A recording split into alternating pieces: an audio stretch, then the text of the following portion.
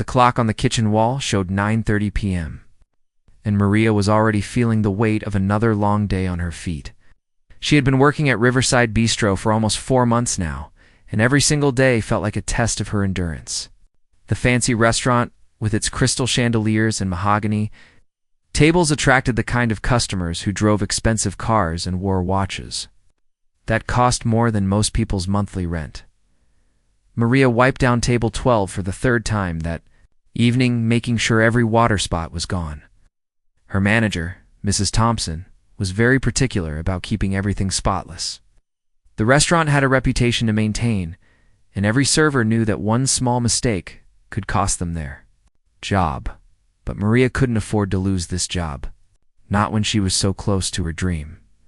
Every night after work, she would go back to her tiny studio apartment and sit at her old electric keyboard. It wasn't much to look at. She had bought it secondhand from a music store that was closing down. Some of the keys stuck, and it didn't sound anything like a real piano, but it was all she could afford. She would practice for hours, her fingers moving across the keys as she played pieces she had learned years ago in high school. Back then, her music teacher had told her she had real talent. "You have something special," Mrs. Rodriguez had said. "You should think about studying music seriously." But life had other plans. Her family needed money, and college seemed like an impossible dream. So she worked, saving every penny she could. Now, at 23, she was finally ready to try again. The applications for the State Music Conservatory were due in 2 months, and she had almost saved enough for the application fee and the audition recording. It wasn't easy working double shifts, but every time she felt tired, she reminded herself why she was doing this. Tonight was different, though. A large group had reserved the main dining room for some kind of business celebration. 20 men in expensive suits had arrived around 7, and they had been getting louder and more obnoxious as the evening went on. Their leader was a tall man with graying hair who seemed to enjoy making everyone around him uncomfortable. Maria had served their table several times throughout the evening, and each time she felt more nervous. The man would make comments about the food, the service, and anything else that caught his attention. His colleagues laughed at everything he said, even when it wasn't funny. It was clear that he was someone important, and everyone was trying to stay on his good side. "Excuse me, miss," he had called out earlier when she was refilling water glasses. "This bread is cold. Don't you people know how to serve proper food?" Maria had quickly apologized and brought fresh bread from the kitchen. Even though the bread had been perfectly fine, the worst part was how he looked at her. It wasn't just rude. It was like he was trying to find something wrong with her on purpose. She had dealt with difficult customers before, but this felt different. It felt personal, even though they had never met. As the evening wore on, Maria found herself glancing toward the corner of the dining room where a beautiful black piano sat. It was a baby grand, perfectly polished and positioned near the large windows that overlooked the river. The restaurant's owner had bought it years ago, thinking it would add to the elegant atmosphere. But as far as Maria knew, no one had ever played it. She wondered what it would feel like to sit at that bench and play on real keys. Her fingers itched just thinking about it. Sometimes, when she was cleaning tables nearby, she would imagine herself playing her favorite pieces on that gorgeous instrument. The sound would fill the entire room, and for a moment, she wouldn't be just a waitress trying to make ends meet. "You listening to me?" A sharp voice snapped her back to reality. The gray-haired man was staring at her with irritation. She had been so lost in thought that she hadn't heard him speaking. "I'm sorry, sir. Could you repeat that?" she said, trying to keep her voice steady. "I said we need more wine. Red wine. The good stuff, not the cheap bottles you've been bringing us." His tone was condescending, like he was talking to a child who couldn't understand simple instructions. Maria nodded and hurried to the bar to get another bottle of their most expensive red wine. Her hands were shaking slightly as she opened it. She had been careful all evening, but she could feel this man watching her every move, waiting for her to make a mistake. When she returned to the table, the conversation had shifted to business, deals, and golf games. Maria tried to pour the wine quietly, hoping to avoid drawing any more attention to herself. But as she moved around the table, refilling glasses, she heard them talking about the piano. "Beautiful instrument," one of the men was saying.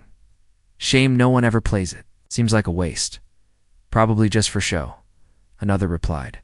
Most of these places don't actually have anyone who can play. The gray-haired man laughed. I bet none of the staff here could play a single note. They're all too busy trying to figure out which fork to use. The comment stung, but Maria kept her expression neutral. She had learned to ignore rude customers, but something about this man's attitude made her angry.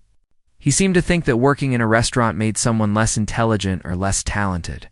As she served the dessert course, Maria's mind wandered back to her childhood. She remembered sitting next to her grandmother at their old upright piano, learning her first simple songs.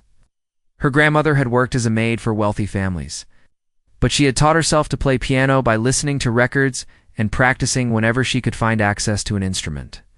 Music doesn't care about your job or your bank account, her grandmother used to say.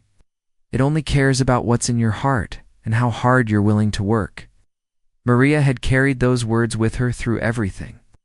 Through high school, when her friends were going to parties while she was practicing, through the years of working multiple jobs to support her family, through all the nights when she wondered if she was crazy to think she could ever make it as a musician. The laughter from the business table grew louder, and Maria realized they were talking about her.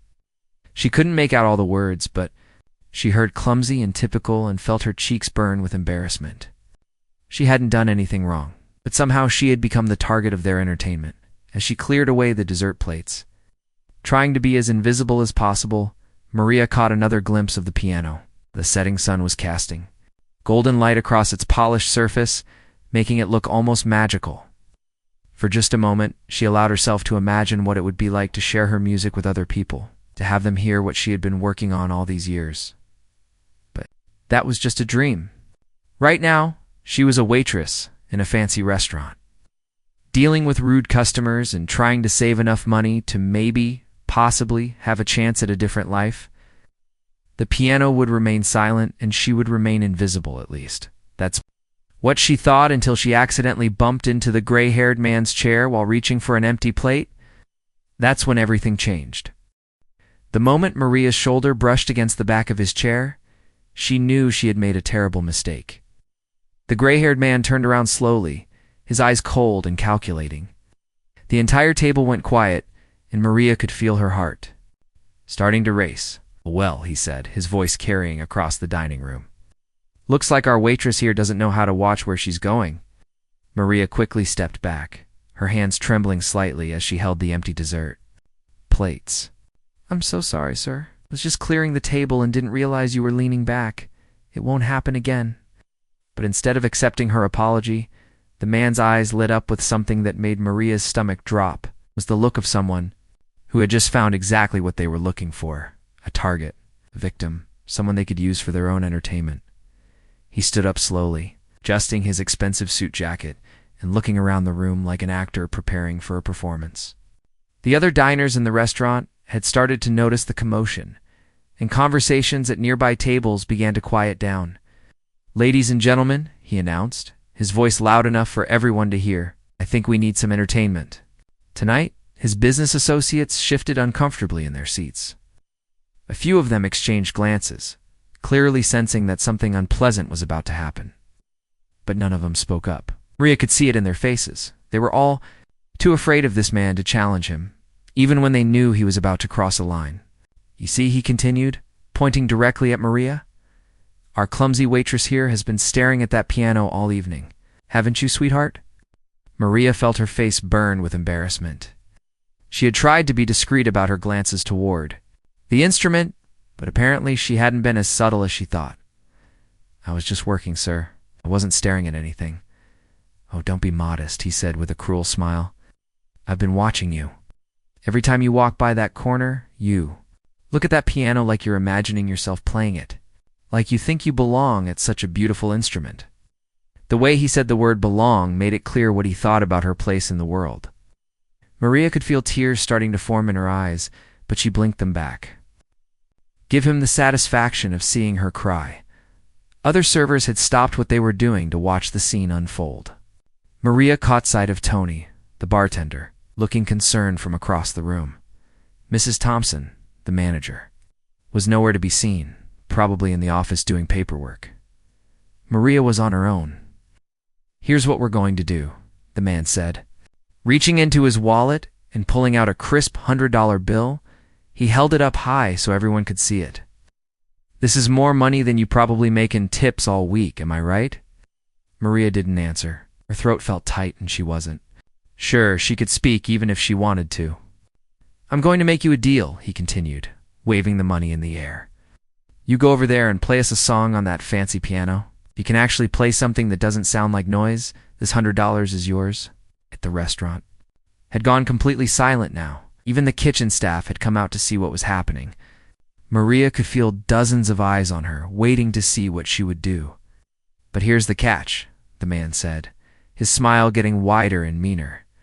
"When you fail, and we both know you will fail, you're going to stand right here in front of everyone and admit that you're just a simple waitress who was getting ideas above her station. You're going to apologize for wasting our time and for thinking you could play an instrument that costs more than you make in a year." One of his colleagues, a younger man with a nervous expression, finally spoke up. "Come on, Richard. Maybe we should just what?" Richard snapped, turning on the man so quickly that he flinched. "Should let her go back to her job without learning an important lesson about knowing your place in life?" The younger man immediately backed down, looking away as if he hadn't spoken at all. Maria realized that this Richard person was used to getting his way, used to intimidating people into silence. She wondered how many other people he had humiliated over the years, how many other dreams he had crushed just for his own amusement. "So what's it going to be, waitress?" Richard asked, turning back to Maria. "Are you going to take the challenge, or are you going to admit right now that you don't belong anywhere near that piano?" Maria stood frozen, the empty plate still in her hands. Her mind was racing, trying to figure out a way out of this situation. If she walked away, he would claim victory and probably make her life miserable for the rest of the evening. But if she went to the piano and couldn't play well enough to satisfy him, the humiliation would be even worse. She thought about her grandmother, who had faced similar situations working for wealthy families who looked down on her. Her grandmother had always told her to hold her head high, no matter how people treated her. "They can take away your job, your money, even your home," she used to say, "but they can never take away what you know, what you've learned, what's inside your heart." Da-da-da-da. Dining room felt like it was holding its breath, waiting for her decision. Maria could see her reflection in the dark windows. A young woman in a server's uniform standing in the middle of an expensive restaurant, being challenged by a man who had probably never worked a day of manual labor in his life. "Well, Richard," demanded, "we don't have all night. Some of us have important places to be." Maria finally found her voice, though it came out smaller and shakier than she wanted. "What kind of song do you want me to play?" Richard's grin was triumphant. He thought he had one already. "Oh, anything you want, sweetheart. Something classical would be nice. Show us all that fancy education you clearly don't have." Maria sat the plates down on a nearby table with hands that were trembling more now. She could hear whispers from other diners, some sympathetic, others curious about what was going to happen next. A few people had their phones out, probably recording what they thought was going to be an embarrassing moment. As she walked toward the piano, her legs felt unsteady. The beautiful black instrument seemed to grow larger as she approached it, like something from a dream or a nightmare. The bench was exactly the right height, and when she lifted the lid to expose the keys, they gleamed white and black under the restaurant's soft lighting. Maria sat down and placed her hands in her lap, trying to steady herself. Behind her, she could hear Richard making comments to his table, probably making jokes about what they were about to witness. She could feel the weight of everyone's expectations, everyone's assumptions about who she was and what she was capable of. She looked down at the keys and took a deep breath. This was it. This was the moment that would either validate everything Richard thought about her, or prove that sometimes the most extraordinary things come from the most unexpected places. Her. Fingers moved to position, hovering just above the keys, and the entire restaurant seemed to lean forward in anticipation. Maria sat at the piano bench, her heart pounding so hard she was sure everyone in the restaurant could hear it.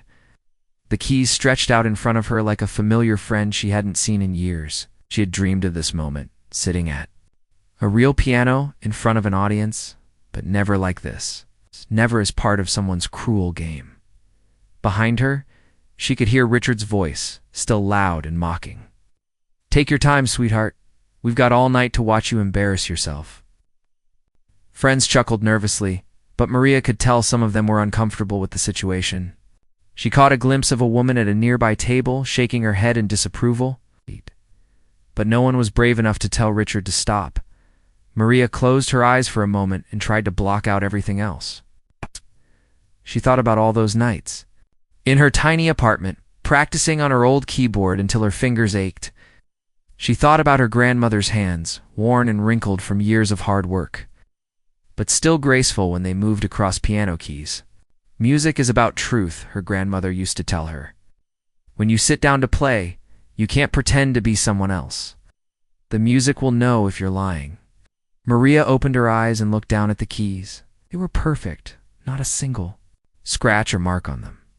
She pressed middle C gently, and the sound that came out was pure and clear, nothing like the electronic tone from her keyboard at home. It was the sound she had been dreaming of for years.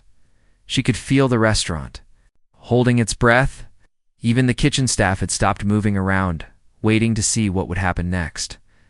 Maria knew that in the next few minutes, she would either prove Richard right about her being just a simple waitress, or she would show everyone something they never expected to see. Her hands found their position on the keys, and suddenly she wasn't thinking about Richard or the $100 bill or the people watching her. She was thinking about the first piece of music she had ever truly loved, Chopin's Minute. Waltz, it wasn't actually supposed to be played in a minute, despite the name. Her high school music teacher had explained that it was called Minute because it was small and delicate, like something tiny and precious. Maria had practiced this piece hundreds of times, first slowly, then faster, until she could play it with her eyes closed. It was the piece she always went to when she needed to feel confident, when she needed to remember why she loved music so much.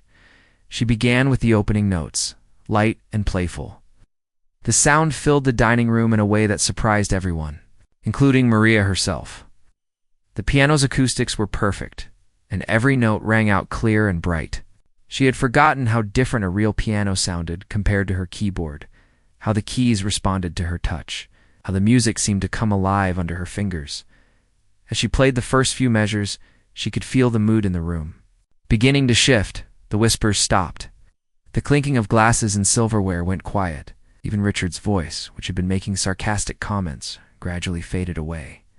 Maria's confidence grew with each note. Her fingers moved across the keys with a precision that came from years of practice, but more than that, they moved with feeling.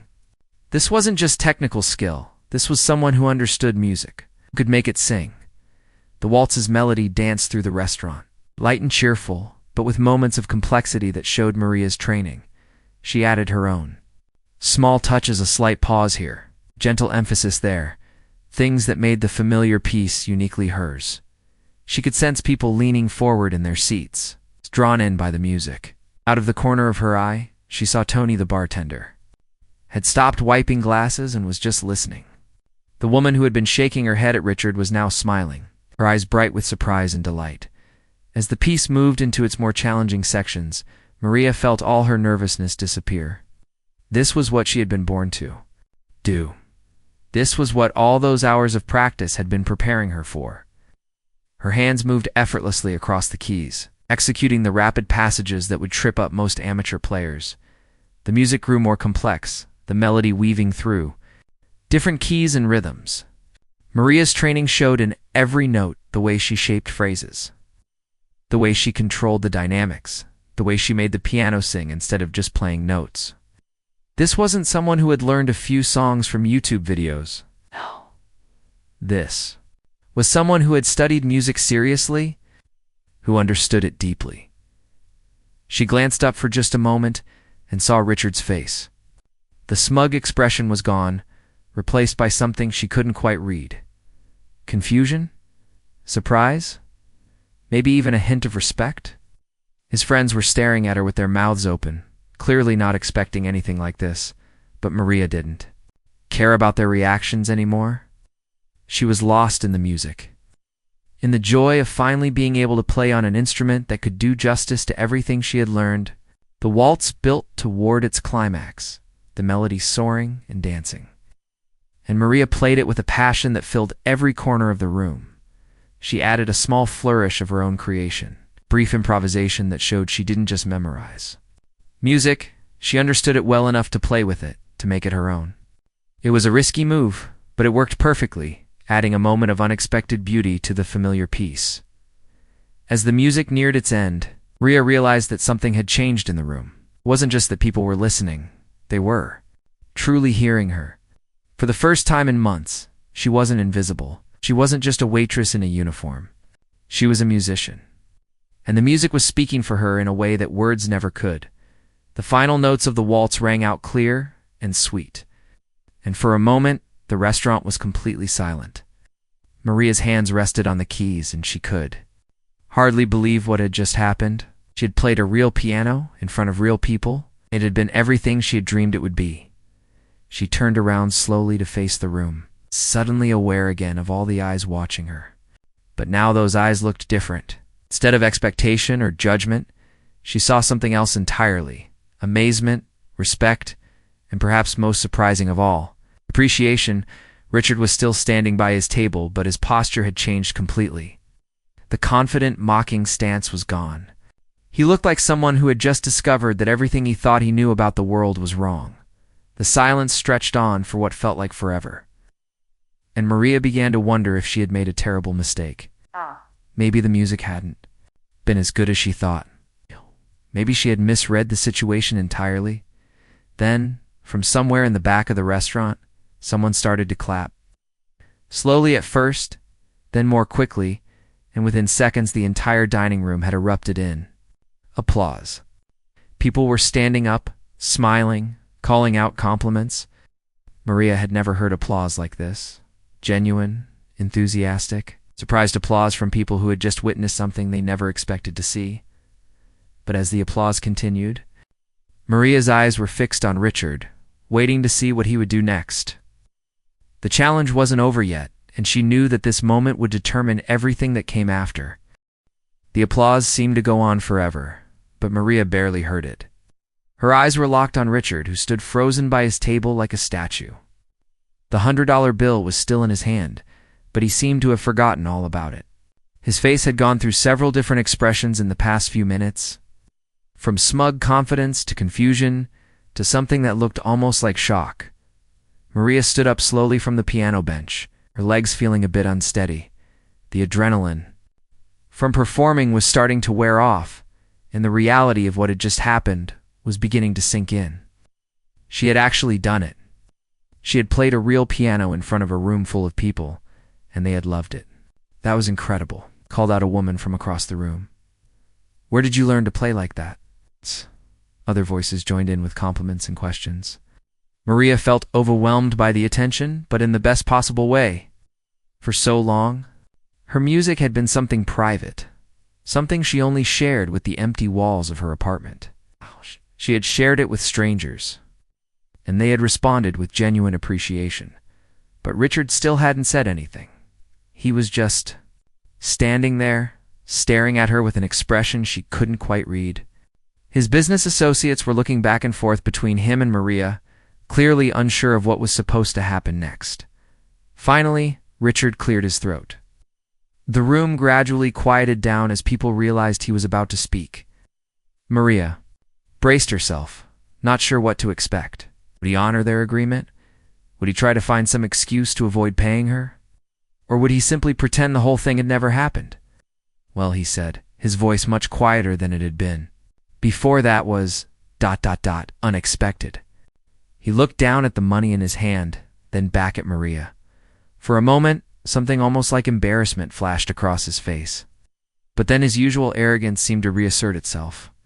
"I suppose you think you've won something here," he said, though his tone lacked the cruel confidence it had carried earlier. "Anyone can learn to play a simple piece if they practice enough." Maria felt her heart sink. Even after everything she had just demonstrated, he was still trying to diminish her accomplishment. She should have known that someone like Richard wouldn't be gracious in defeat, but before she could respond, other voices in the restaurant began to speak up. "Simple piece," said an elderly man sitting near the windows. "Young man, I've been playing piano for 60 years, and that was far from simple. That was Chopin, and she played it beautifully. "Are you kidding me?" added a middle-aged woman at another table. "I tried to learn that same piece years ago and gave up. It's incredibly difficult." More people began to chime in, defending Maria's performance and challenging Richard's dismissive attitude. Maria was amazed to see strangers standing up for her, people who had no reason to get involved, but who clearly recognized that something special had just happened. Richard's face was getting redder by the minute. He clearly wasn't used to being challenged by multiple people at once, especially not in public. His business associates were looking more and more uncomfortable, probably wishing they were anywhere else. "Fine," Richard said loudly, trying to regain control of the situation. "So she can play one piece. But can't she play anything else? Anyone can memorize a single song." The challenge hung in the air, and Maria felt a familiar flutter of nerves in her stomach. But this time, the feeling was different. Instead of fear, she felt a surge of determination. She had already proven herself once tonight. She could do it again. "What would you like to hear?" she asked, her voice stronger than it had been all evening. Richard seemed surprised by her confidence. He looked around the room, clearly trying to think of something that would trip her up. "How about Beethoven? Something challenging." Maria nodded and walked back to the piano. As she sat down again, she felt different than she had the first time. The nervousness was still there, but underneath it was a growing sense of excitement.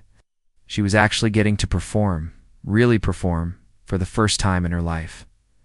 She chose Beethoven's Moonlight Sonata, specifically the first movement. It was a piece that required not just technical skill, but emotional depth. It was slower than the Chopin waltz, more contemplative, but every bit as challenging in its own way. As she began to play, the restaurant fell silent again. But this time, the silence felt different. People weren't just curious now, they were genuinely interested in hearing what she would do next. They had already seen her talent, and now they wanted to experience more of it. The opening notes of the Moonlight Sonata were soft and haunting, like moonlight on water. Maria's touch was gentle, but precise, each note perfectly placed and weighted. The melody seemed to float through the room, touching everyone who heard it. This piece showed a different side of her musicianship. Where the Chopin had been playful and energetic, this was introspective and emotional. Maria's interpretation was mature and thoughtful, showing that she understood not just how to play the notes, but how to convey the feelings behind them. As the music progressed, Maria found herself thinking about her journey to this moment. All the years of dreaming, all the hours of practice, all the times she had wondered if she was fooling herself about her abilities. This performance was validation. Of everything she had worked for, she could see people in the restaurant responding to the music in different ways. Some were leaning back with their eyes closed, just absorbing the beautiful sounds. Others were watching her hands move across the keys with fascination.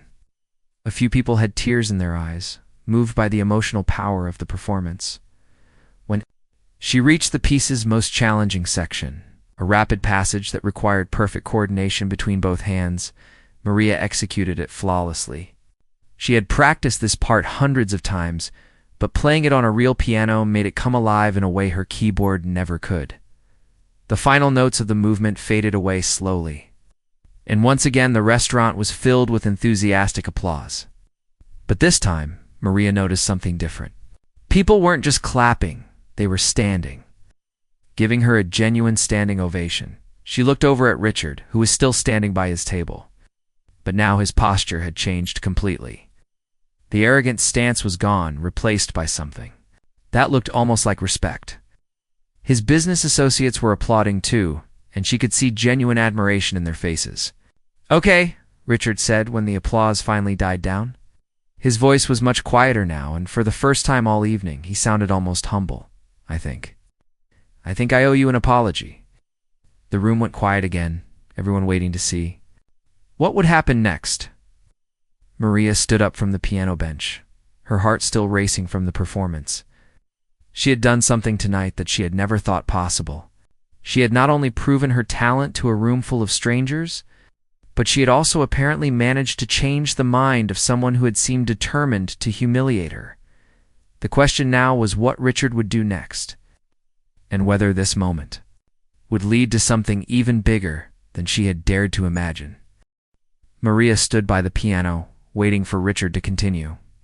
The entire restaurant seemed to be holding its breath. After everything that had happened tonight, nobody knew what to expect next. Richard looked uncomfortable, like he was struggling with words that didn't come naturally to him. "I was wrong," he said finally, his voice barely loud enough for the room to hear. "I made assumptions about you that were completely unfair. Your playing is ... It's extraordinary." He walked toward her slowly, the $100 bill still in his hand. But as he got closer, Maria could see something had changed in his expression. The cruel arrogance was gone, replaced by what looked like genuine regret.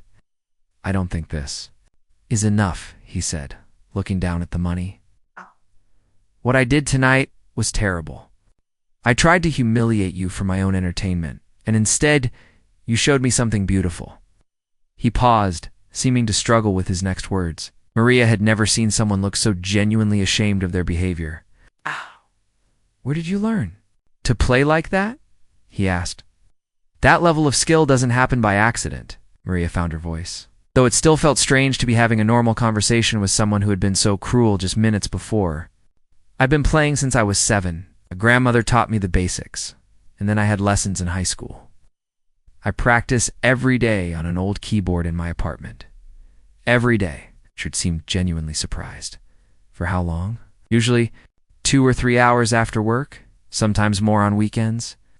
Maria wasn't sure why she was answering his questions, but something about his tone had completely changed. He sounded like he actually cared about her answers. "You work here full time, double shifts most days, saving money for music school applications?"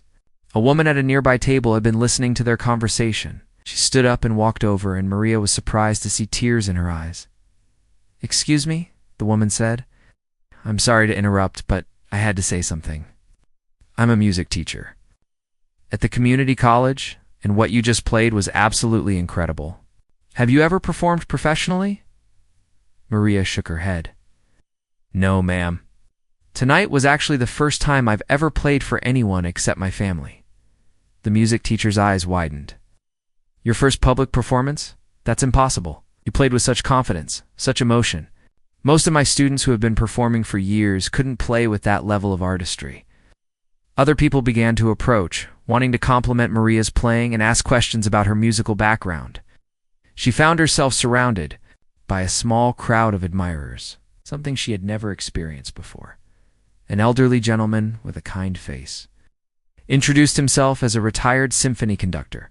"My dear, that interpretation of the Moonlight Sonata was truly moving. You have a gift that shouldn't be hidden away in a restaurant?" "But I'm just a waitress," Maria said, still struggling to believe what was happening. "You're not just anything." The conductor replied firmly, "You're a musician. The fact that you also work as a waitress doesn't change that." Richard had been standing quietly during these conversations, but now he stepped forward again. "Can I ask you something?" he said to Maria. "What music school are you applying to?" "The State Music Conservatory," Maria answered. "Fee is $300, and I need to submit a recorded audition. I'm almost done saving for it." Richard was quiet for a moment, then reached into his jacket and pulled out his checkbook. "What's your full name?" Maria told him, confused about what he was doing. She watched as he wrote out a check, but she couldn't see the amount from where she was standing. "This should cover your application fees," he said, handing her the check. "It's your first semester's tuition." Maria looked down at the check and gasped. It was for $15,000. She stared at the numbers, certain she must be reading them wrong. "I can't accept this," she said, trying to hand the check back. "It's too much. I don't even know you." "You don't have to know me," Richard said. "But I know talent when I see it, even when I'm too stubborn and proud to admit it at first. This isn't charity. It's an investment in something beautiful." The music teacher who had been talking to Maria earlier spoke up. "Actually, I have a better idea. Our college has a scholarship program for exceptional students. If you're interested, I'd like to arrange an audition for you this week." No, someone on the admissions board at the state conservatory, added the retired conductor. I'd be happy to make a call on your behalf. Maria felt overwhelmed by all the offers and support. Just 2 hours ago, she had been invisible. Just another server trying to get through her shift. Now she was surrounded by people who believed in her talent and wanted to help her succeed. Mrs. Thompson, the restaurant manager, finally appeared from the back office. She had heard the music and applause but hadn't seen what happened. This one. Tony, the bartender, quickly explained the situation. Her expression changed from confusion to amazement. Maria, she said, I had no idea you were so talented. I feel terrible that you've been working such long hours when you have this incredible gift. Music doesn't pay the bills, Maria replied, still trying to process everything that was happening. Maybe. It could, Mrs. Thompson said thoughtfully. What if we offered you a position as our evening pianist? Friday and Saturday nights to start, playing during dinner service. The pay would be better than waitressing, and you'd have more time to practice and study. The offer was more than Maria had ever dared to hope for. A job playing piano in a beautiful restaurant, with better pay and hours that would allow her to pursue her education. Richard stepped forward one more time. I owe you more than money, he said. I owe you a genuine apology. What I did tonight was wrong, and there's no excuse for it. You handled it with grace and dignity, and you showed me something about myself that I didn't like very much. He paused, looking around the room at all the people who had gathered to support Maria. But maybe something good came out of my bad behavior. Maybe it gave you the chance to show everyone what you can do. Maria looked at the check still in her hands. Then at all the faces surrounding her, people who had gone from being strangers to supporters in the span of a single evening. She thought about her grandmother, who had always believed that music could change lives. Thank you, she said, her voice thick with emotion. All of you. A few hours ago, I was just trying to make it through another shift. Now I feel like my whole life is about to change. The elderly conductor smiled. My dear, your life already has changed. Tonight you stopped hiding your light under a bushel. You shared your gift with the world, and the world responded exactly as it should have. As the evening wound down and the diners began to leave, many of them stopped to speak with Maria one more time. Less left their business cards. Others simply wanted to shake her hand and thank her for the beautiful music. Maria stood by the piano, still hardly believing what had happened. In one evening, she had gone from invisible waitress to recognized musician. She had faced down a bully and turned his cruelty into opportunity. Most importantly, she had learned that her dreams weren't too big or too impossible after all. Sometimes the most extraordinary moments come from the most ordinary circumstances. And sometimes, all it takes is the courage to sit down at a piano and let your heart speak through your hands.